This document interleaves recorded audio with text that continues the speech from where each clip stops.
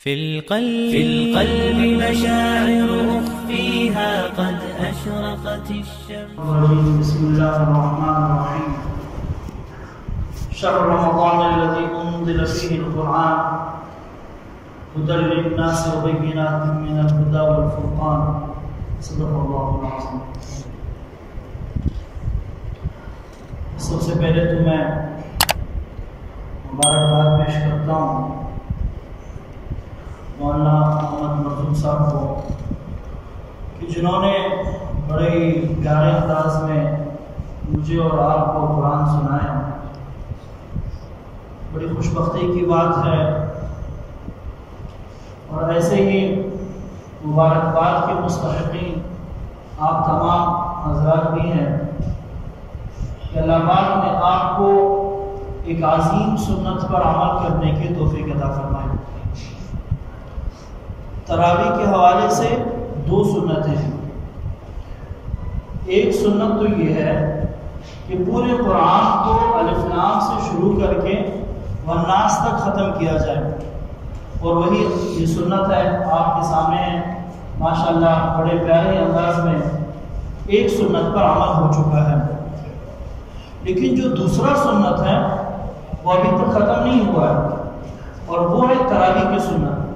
ہم یہ نہ سمجھے کہ بھئی بس تراویح اب ختم ہو چکی ہے، ابھی ہم آزاد ہیں. نہیں، قرآن آپ کا مکمل ہو چکا ہے.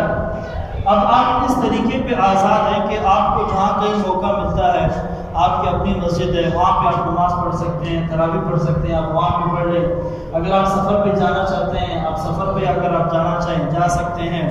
اور اسی طرح اگر آپ جو ہے 10 رکعت والی جو آخری 10 رکعتوں والی جو تراویح ہوتی ہے، اگر آپ وہ پڑھنا چاہیں وہ آپ پڑھ سکتے ہیں.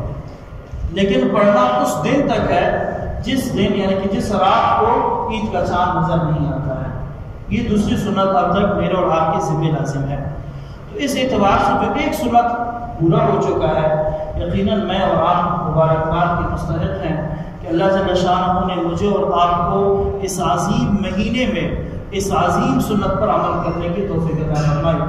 کتنے ایسے لوگ ہیں آپ دیکھیں اپنے گھروں میں موجود ہیں، کوئی بیمار ہے کھڑا نہیں ہو سکتا ہے، کسی کے جو گھٹنوں کا مسئلہ ہے، کوئی ہسپتال میں پڑا ہوا ہے، کسی کا ایکسیڈنٹ ہوا ہے، لیکن کسی کو یہ توفیق نہیں ہوئی.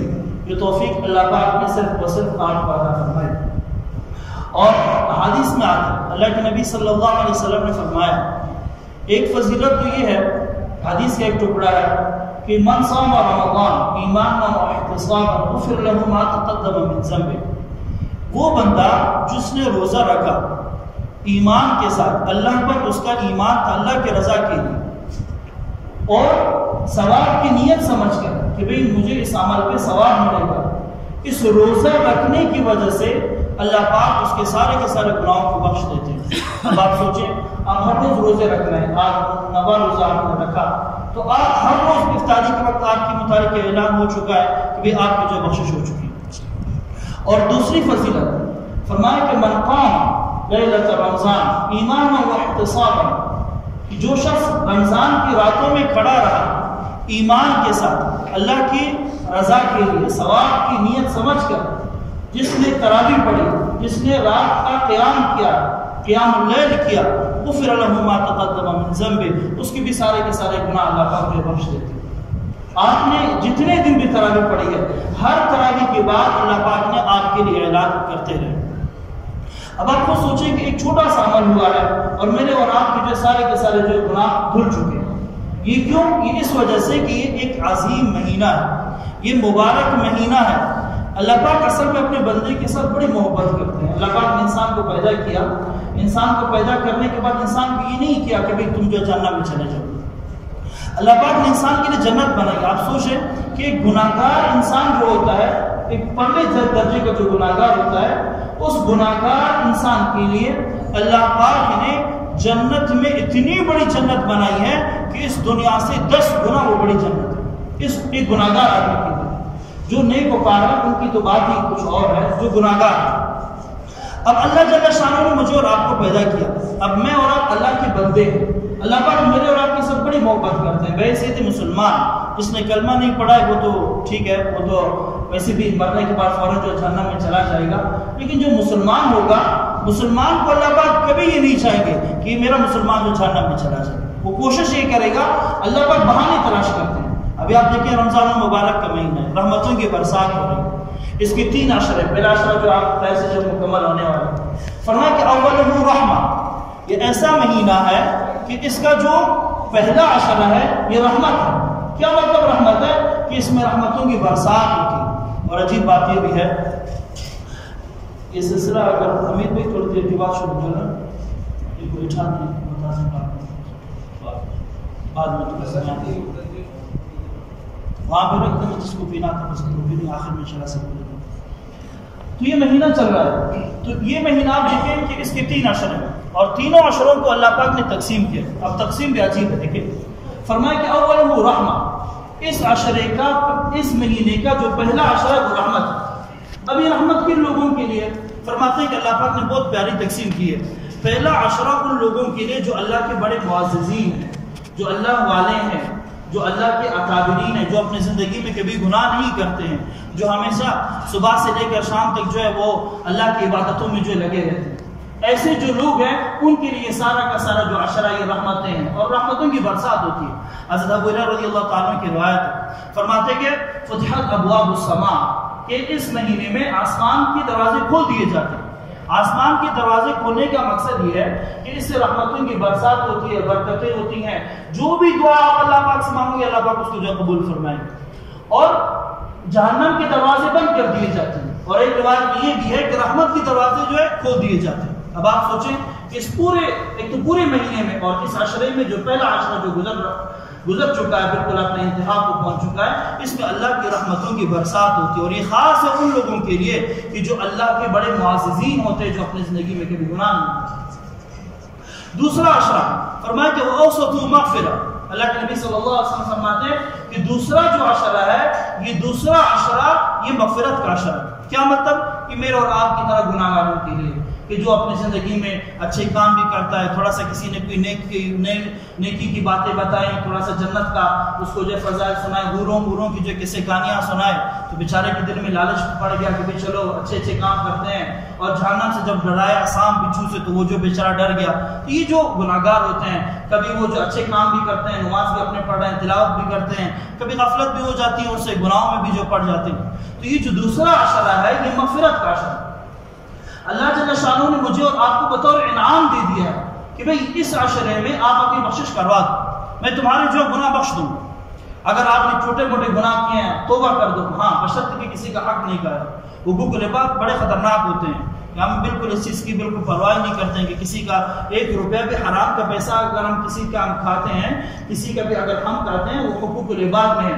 آپ بھلے پوری زندگی حج کرتے رہو, بھلے پوری زندگی آپ عمرے کرتے رہو, لیکن اگر آپ نے کسی کا 1 روپیہ بھی اگر کھایا ہے, جب تک وہ شخص آپ کو خود معاف نہیں کرے گا, آپ کبھی بھی آپ کی بخشش نہیں ہو سکتی. تو جو دوسرا عشرہ چل رہا ہے یہ اپنے گناہوں کی بخشش کا ہے. گناہوں کو اپنے اللہ سے سامنے مسئلہ ڈال دیں, جائے نماز ڈال دیں, جتنا بھی پرلے درجے کا گناہ گار ہو اللہ پاک اس کو بخش دے گا, اللہ کا وعدہ ہے. اور جو تیسرا عشرہ ہے فرمائے کہ وآخرہ عتق من النار, جو آخری عشرہ ہے یہ عشرہ اپنے آپ کو جہنم سے چھٹکارے گا, اپنے آپ کو جہنم سے بالکل تم نے خلاص کر دینا ہے. یعنی کہ وہ شخص کہ جس نے اتنے گناہ کیے ہیں کہ جس نے اپنے اوپر جہنم واجب کر چکی ہے. ایک تو وہ بندہ ہے نا کہ جو یہ سمجھتا ہے کہ یار میں تو نیک کام کر رہا ہوں, میں چھوٹے موٹے بہت اچھے کام کر رہا ہوں, ہو سکتا ہے جو میں جنت میں چلا جاؤں. ہر شخص اسی امید پہ لگا ہوا ہے اور انشاءاللہ جائیں گے بھی جنت میں.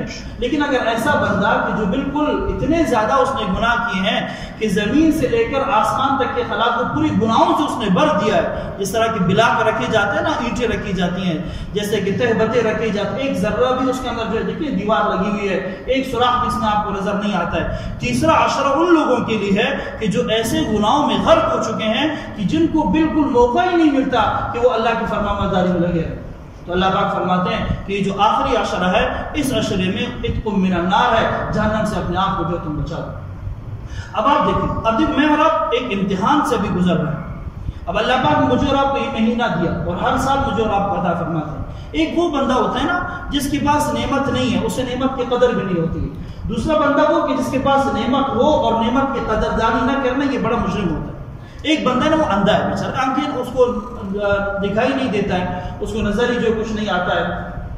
تو اگر آپ اندھے کو بتاؤ بھائی مطلب دنیا اتنی خوبصورت ہے، فلان رنگ اتنا اچھا ہے، فلان پہاڑ اتنے خوبصورت ہے، فلان جگہ ایسے اچھے خوبصورت ہے، تو اس کو یہ ساری چیزیں سمجھ میں نہیں آئیں گی، کیونکہ وہ بیچارہ اندھا ہے، اس کو کچھ بھی ایسے دیکھا ہی نہیں دے گا۔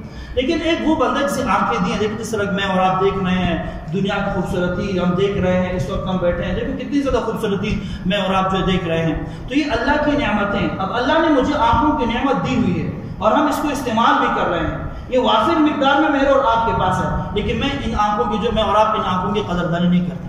اب رمضان المبارک کا مہینہ یہ ہمیں ہر سال ملتا ہے، میں اور آپ اس کی قدردانی نہیں کرتے، گناہوں میں اس کو ہم گزار دیتے ہیں، غفلتوں میں ہم اس کو جو گزار دیتے ہیں، اور ہم یہ سمجھتے ہیں کہ بھئی ٹوٹے پھوٹے ہمارے اعمال ہو رہے ہیں، ان کی وجہ سے جو ہماری مغفرت ہوگی۔ نہیں، ایسے نہیں، ایک ایک لمحے کو قیمتی بنانا ہے، اس کے ایک ایک وقت کو، ایک ایک منٹ اور سیکنڈ کو، کیونکہ یہ مہینہ اب آیا ہے، یہ رحمتوں کا مہینہ ہے، یہ پھر اگلے سال پھر پتہ نہیں مجھے اور آپ کو جو یہ ملے گا یا نہیں ملے گا۔ ابھی اسی ہفتے میں کتنے نوجوانوں کے جو انتقال ہو چکے ہیں، کتنے لوگ جو اس دنیا سے جو چلے گئے ہیں، پچھلے سال کتنے ایسے لوگ تھے جو ہمارے ساتھ ہماری محفلوں کے، میرے اور آپ کی محفلوں کی رونقیں بنی ہوئی تھی، لیکن آج وہ میرے اور آپ کے ساتھ جو موجود نہیں۔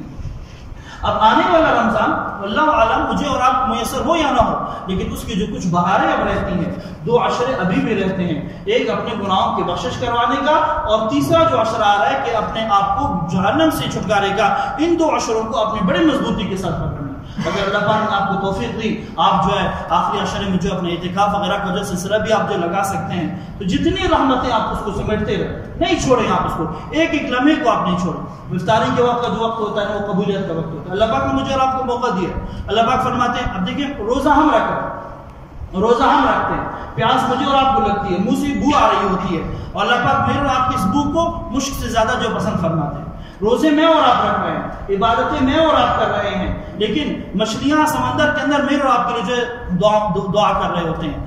روزے میں اور آپ رکھ رہے ہیں، لیکن بلوں کے اندر چونٹیاں، سانپ، بچھو، درندے وہ میرے اور آپ کے لیے جو دعائیں کر رہے ہوتے ہیں۔ یہ چھوٹی بات نہیں ہے معزز سامعین کرام، یہ بہت بڑی بات ہے۔ کبھی ہم اکیلے میں بیٹھے ہیں کہ اللہ کی کتنی رحمتوں کی برسات ہوتی ہے۔ اور فرمایا، حضرت ابو ہریرہ رضی اللہ عنہ کی روایت ہے، فرماتے ہیں کہ اللہ جل شانہ افطار کے وقت ہر روز 10 لاکھ نہیں بلکہ 10 لاکھ، فرمایا کہ 10 لاکھ افراد اللہ پاک جو ہے ایسے لوگوں کی بخشش فرماتے ہیں کہ جن کے اوپر جہنم واجب ہو چکی ہوتی ہے۔ اب آپ خود سوچیں، 10 لاکھ وہ بندے کی جن پر جہنم واجب ہو چکی ہوتی ہے، اللہ کی محبت ہے۔ اور فرمایا کہ ہر روز اسی طرح، اور جب آخری دن آتا ہے، جب عید کا دن آتا ہے جسے لیلۃ الجائزہ کہا جاتا ہے، اس رات میں اللہ پاک اتنے مخلوقات کی مغفرت فرماتے ہیں کہ جتنے مخلوقات کے پورے مہینے میں، یعنی کہ روزانہ جو 10 لاکھ لوگوں کی جو مغفرتیں ہو رہی تھی، اسی کے بقدر اللہ پاک لیلۃ الجائزہ جو عید کا دن ہوتا ہے اس میں اللہ پاک جو ہے ایسے لوگوں کی جو مغفرت فرما دیتے ہیں جن کی وجہ جہنم واجب ہو چکی ہوتی ہے۔ یہ اللہ کی محبت نہیں تو اور کیا ہے؟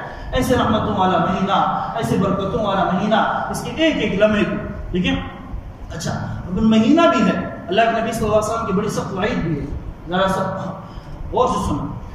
اللہ کے نبی صلی اللہ علیہ وسلم ایک دفعہ ممبر پر چڑھ رہے تھے، صحابہ بیٹھے تھے نیچے، تو اللہ کے نبی صلی اللہ علیہ وسلم نے پہلے ممبر پہ قدم رکھا، فرمایا کہ آمین، پھر دوسرے پہ قدم رکھا، پھر فرمایا آمین، پھر تیسرے پہ قدم رکھا، پھر فرمایا آمین۔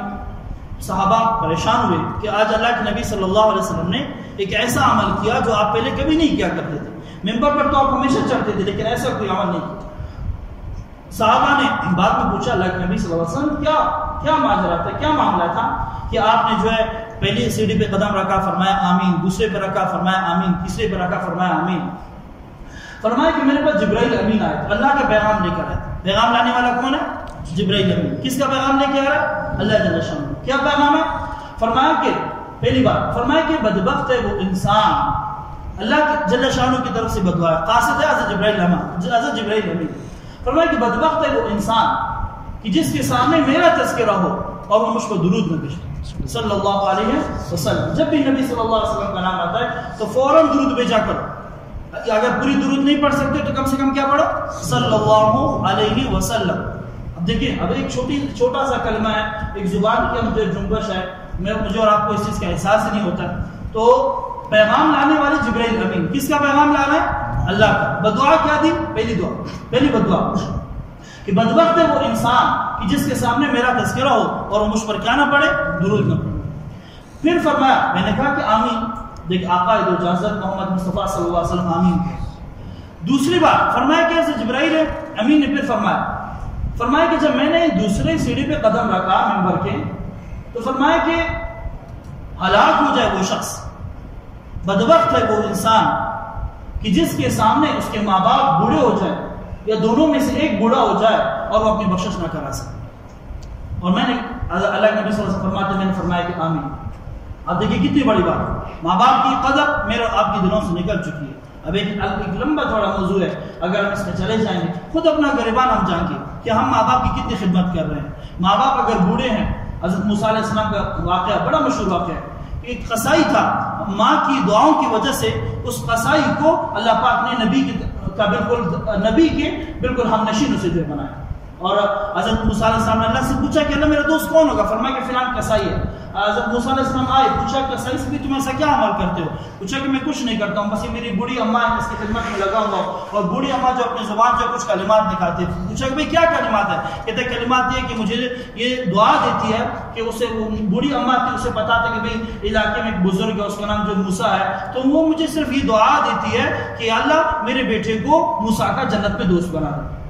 ماں کی اس بڑھاپے کی دعا یہ پھر کبھی رد نہیں ہوتی ہے، اور اسی طرح اس بڑھیا کی بھی دعا رد نہیں ہوئی، اور اللہ جل شانہ نے اس کی قصائی بیٹے کو حضرت موسیٰ علیہ السلام کو جو جنت کا جو دوست بنا۔ تو ماں باپ اگر آپ کے موجود ہیں، ان کی خدمت میں لگے رہیں، ان کی خدمت کو اپنے اوپر بوجھ نہ سمجھے۔ انہوں نے بچپن میں مجھے اور آپ کو بڑا پالا پوسا۔ آج عجیب زمانہ ہے، ایک باپ ہے، اس کے جو ہے 10 بیٹے ہوتے ہیں، اس کے 5-6 اس کے بیٹیاں ہوتی ہیں، 10-20 بیٹیاں ہوتی ہیں، لیکن پورا اس کا جو کنبہ اگر ہم دیکھیں تو وہ جو 25-30 دانے ہوتے ہیں۔ اب ایک بیچارہ باپ جو ہوتا ہے وہ اپنی جوانی سے لے کر اپنے بڑھاپے تک 10 بچوں کو پالتا ہے، 10 بیٹیوں کو پال کے بڑا کرتا ہے، بعد میں ان کے جو پوتے نواسے کڑاسوں کو بھی جو پال رہا ہوتا ہے۔ لیکن یہی ایک باپ، یہی ایک ماں بیٹوں کے اوپر جو پھر بوجھ جو بننے لگتا ہے، اور بیٹے یہ سمجھتے ہیں کہ ابا جان بیمار ہیں، ابھی ان کو ہاسپٹل لے کے جائیں، ان کی کیا کیا اس کی جو خدمت ہم کرتے رہے، اماں تم دن بدن جو بیمار ہوتی رہی ہو۔ تو یہ بڑی خطرناک بات ہے۔ اگر ماں باپ زندہ ہیں، میں اور آپ اپنی بخشش نہیں کروا رہے ہیں، ان سے دعائیں لیں۔ اگر آپ بخشش نہیں کروائیں گے تو میں اور آپ نبی صلی اللہ علیہ وسلم کی اس بدعا میں شامل ہوں گے۔ ایسی بدعا کہ جس کا بدعا دینے والے اللہ کا خود، یعنی اللہ کا کلام ہے، لانے والے جبرائیل امین، اور آمین کہنے والے اللہ جو حضرت محمد مصطفیٰ صلی اللہ علیہ وسلم۔ اور تیسرا شخص فرمایا کہ تیسرا وہ شخص کہ جس نے رمضان المبارک کا مہینہ پا لیا اور اس نے اپنے رب سے بخشش نہیں کروائی۔ اب آپ دیکھیں رمضان کا مہینہ گزر گیا، اب یہ بخشش اب میں اور آپ کروائیں گے اپنی۔ اگر ہم نہیں کروائیں گے، اگر ہم اپنے گناہوں پہ توبہ طائب نہیں ہوں گے، اپنے گناہوں کی بخشش نہیں کروائیں گے، تو میں اور آپ بھی ان ہلاک ہونے والے شخصوں میں ہوں گے کہ جن کے لیے بدعا کس نے کی؟ اللہ کی طرف سے پیغام آیا، جبرائیل امین لے کر آئے، اور اس بدعا پر آمین کس نے کہی؟ آقا دو جہاں حضرت محمد مصطفیٰ صلی اللہ علیہ وسلم۔ ہمارے یہاں کیا ہوتا ہے؟ یہ سندھ کے علاقوں میں آپ لوگ گئے ہوگے، دیکھا بھی ہوگا کہ لوگ جو نمازیں نہیں پڑھتے، ہر ایک اپنا اپنا پیر ہوتا ہے۔ پیر صاحب کو جو ہے کوئی گندم دے رہا ہے، کوئی اس کو جو چاول ماول دے رہا ہوتا ہے، اور ہر بندہ یہ سمجھتا ہے، لوگ کہتے ہیں بھائی پیر صاحب کا جو تم نے ایسا نہیں دیا ہے، اپنا اپنا کوٹا ہوتا ہے نا ہر ایک کا، تو کہتے ہیں بھائی پیر صاحب کو جو تم نے ایسا نہیں دیا ہے، پیر صاحب تمہیں بدعا دیں گے۔ وہ پیر صاحب کو جو چرسی ہوتا ہے، پتہ وہ ہمیشہ جو نشے میں دھت ہے، نہ اسے جو ہے اپنے محرم کا جو ہے پتہ ہے، اپنے دنیا میں جو مگن ہوتا ہے۔ لیکن وہ بھی لوگوں کو ڈراتا ہے، لوگ ڈرتے بھی ہیں کہ یار ایسا نہ ہو کہ یہ جو ہے ہمیں بدعا کرے اور اس کی بدعا کی وجہ سے جو ہے ہماری پکڑ ہو۔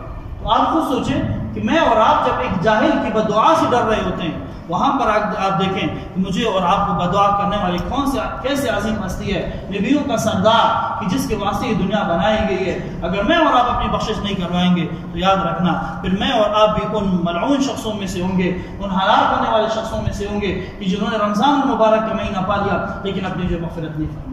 تو کریں گے انشاءاللہ سارے ساتھی، لمبی چوڑی بات کرنے موقع بھی نہیں ہے، مناسب بھی نہیں ہے، رات آپ کو جو ہے گھر بھی جانا ہے، صبح سحری کا وقت بھی ہوتا ہے، باتیں کافی زیادہ ہوتی ہیں، لیکن آپ حضرات کو بس ایک آخری پیغام بتا کے پھر انشاءاللہ آخر میں دعا کرتے ہیں۔ آپ اپنی زندگی ایسے بنائیں کہ اپنی زندگی میں آپ کوشش کریں۔ یہ آج کل آپ دیکھیں، آپ نے دیکھا کہ اسمارٹ فون آئے ہیں، ہر بندہ اپنے آپ کو کسی بندے کا محتاج نہیں سمجھتا۔ ہر بندہ بس یہ سمجھتا کہ یار وہ خود مولوی ہے، کسی کا کوئی مسئلہ ہوتا ہے نا بس موبائل چیک کر کے جو ہے وہاں سے مسئلہ دے کر کے خود جو ہے وہ اپنے آپ سے جو ہے مسئلہ دے دیتے ہیں۔ جیسے دیکھیں مجھے اور آپ کو جب اپنے دیکھو ایک بندہ ہے نا وہ گاڑی چلا رہا ہوتا ہے، اب ایک بندہ ہے اگر اس کی گاڑی خراب ہوتی ہے تو گاڑی خراب ہونے کے بعد وہ اپنی گاڑی کہاں لے کے جائے؟ میکینک کے پاس لے کے جائے کہ ہاسپٹل لے کے جائے؟ کہاں لے کے جائے اس کو؟